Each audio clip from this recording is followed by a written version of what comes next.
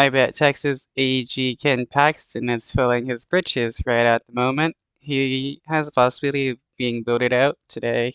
Couple hours ago that Ken Paxton spoke out in front of cameras. This was the first time since a committee referred him for impeachment. Now tomorrow, that's the big day. Lawmakers are going to vote on those 20 articles of impeachment. Let's get to political reporter Jack Fink right outside of Paxton's office at the Capitol. Jack, tell us what Paxton had to say today. Well, first of all, Nicole and Jason, it's not very often that Texas Attorney General Ken Paxton appears before Texas reporters. He did today. He read a lengthy statement, but he did not stay and answer our questions. Paxton did go after House Speaker Dade Phelan, a fellow Republican, and said his effort to impeach him will leave, quote, lasting damage in the Texas House where Paxton once served.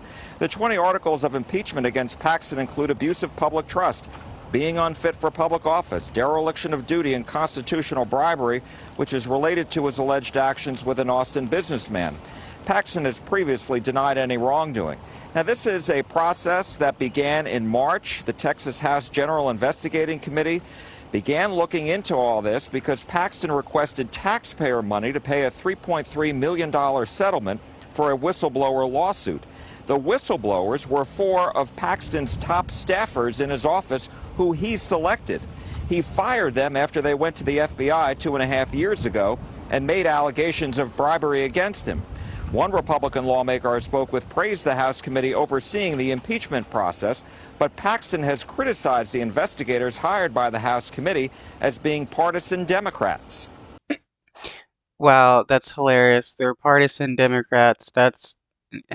Well, yeah, make up whatever excuse you can in order to get out of your own crimes.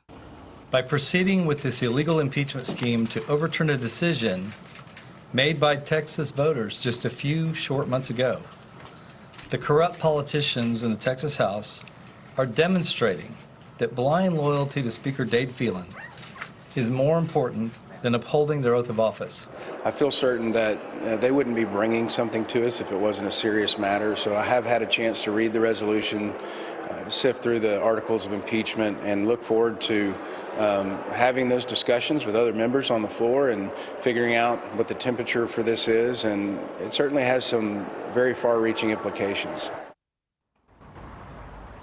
It will take 75 votes, a simple majority, to impeach Paxton. And if the House does impeach him, he will be suspended immediately from his job as Attorney General, pending the outcome of a trial in the Texas Senate, where 2/3 of senators have to vote to remove him from office. One of the senators is Paxton's wife, Angela, senator who represents McKinney.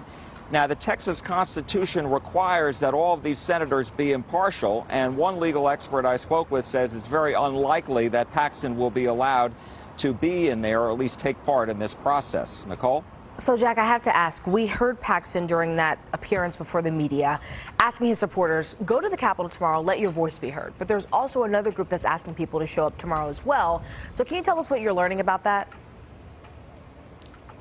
Well, the Texas Democratic Party is asking local Democrats to come to the Capitol and go into the House gallery and watch the proceedings. They want them to make their presence known to lawmakers that are in there, but they want them to be peaceful and they want them to be respectful of the rules in the House gallery, just as Ken Paxton asked his supporters to do as well.